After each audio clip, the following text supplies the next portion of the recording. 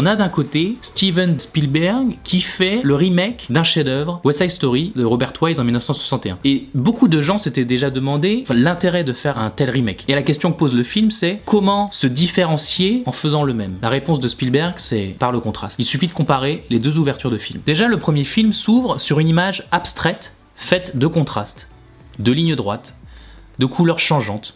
Puis on découvre que c'est New York, vu de haut. C'était une prouesse pour l'époque, hein. Il n'y avait pas de drone.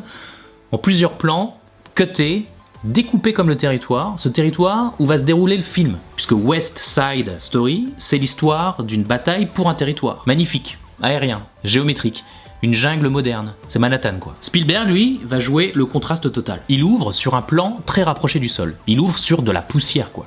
De la terre retournée. On y voit les restes des fameux balcons et issus de secours des immeubles new-yorkais, ceux qu'on retrouve sur les deux affiches. Le message est clair. Le film s'ouvre sur les ruines du premier film.